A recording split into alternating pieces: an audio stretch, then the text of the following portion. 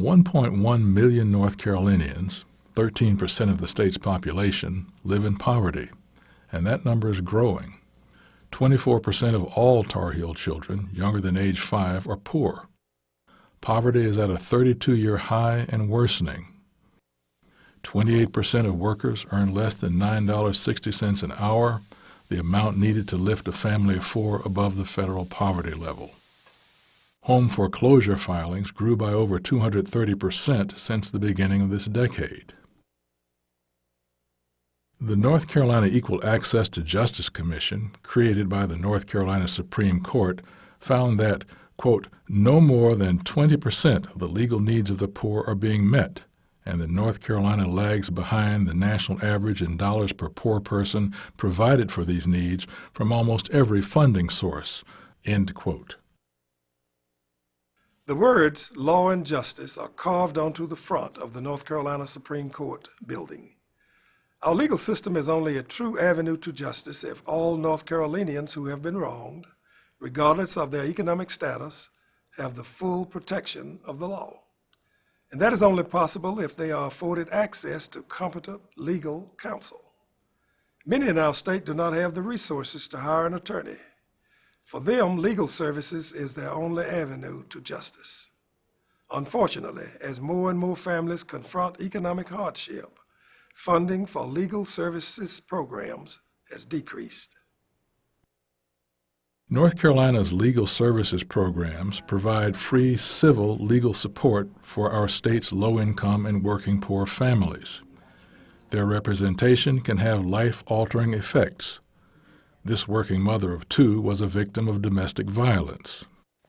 A lot of black eyes.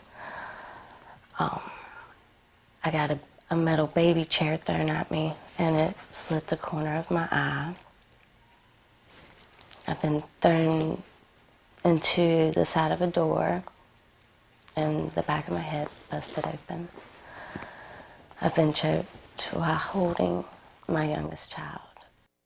There are over 40,000 victims of domestic violence in North Carolina each year. A recent study found that the availability of legal services in the county of residence is one of the most important factors in decreasing the instances of domestic violence. Since we have been going to legal aid and getting their help, we don't look over our shoulders. Boys are a lot happier. They're not as nervous. They don't have the scared look on their face. They have the happy smiles on their face. Legal services attorneys work tirelessly to represent those who would otherwise not be able to afford counsel. They settle over 70% of their cases out of court, but when they go to court, they win over 90% of the time, and they do this on a shoestring budget. Diane Brady, a legal services attorney for over 20 years, represents seniors. Over 125,000 seniors in North Carolina live below the poverty line.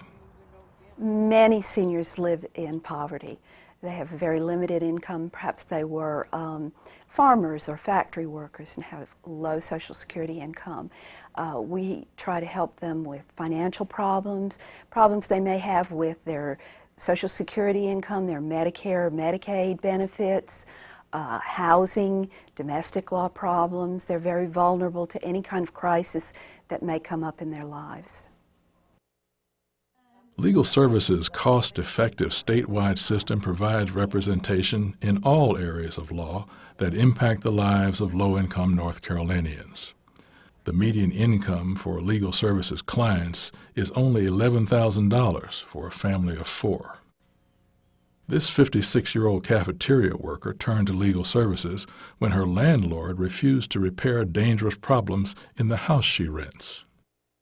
I called housing inspector. He told me I had 16 violations, 16 different violations. After that, I contacted legal aid. We went to court.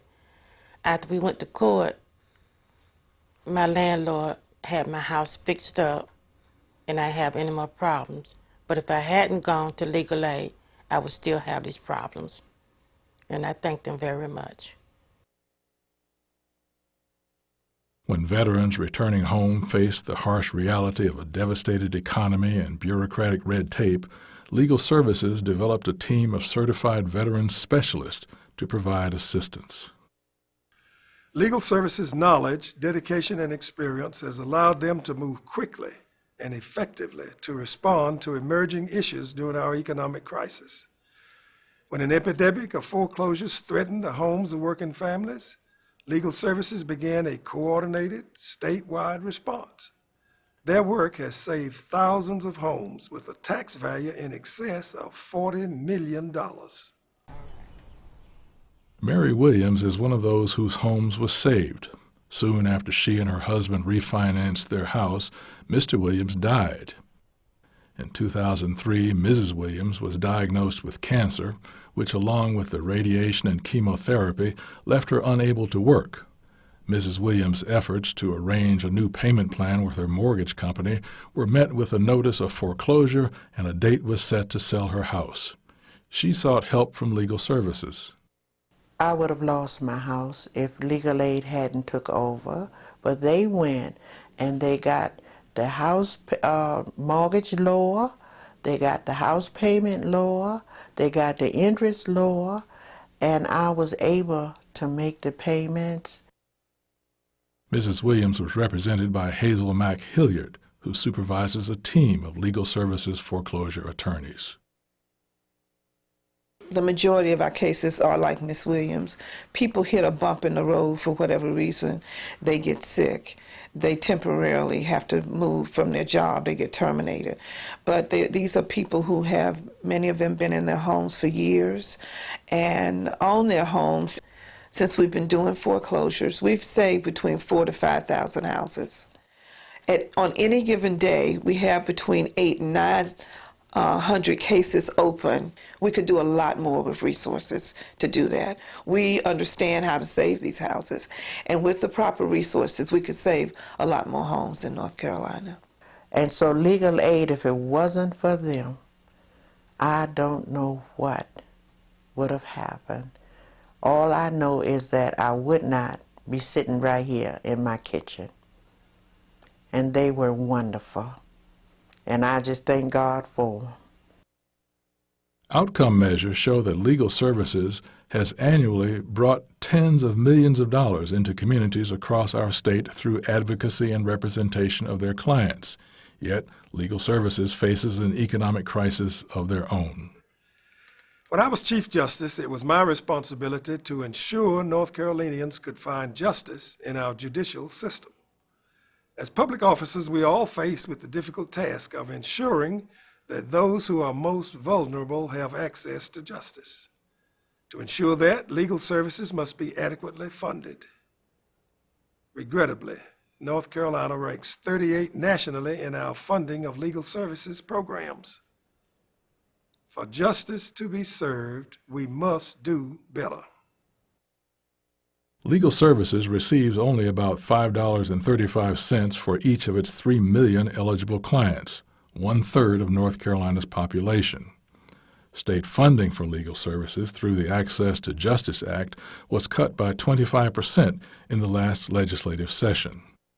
Because of a lack of resources, Legal Services must turn down one case with merit for every case they accept. Each of these cases represents a real person with a real problem. There has not been a more important time than now to ensure that North Carolina's legal services programs receive adequate funding.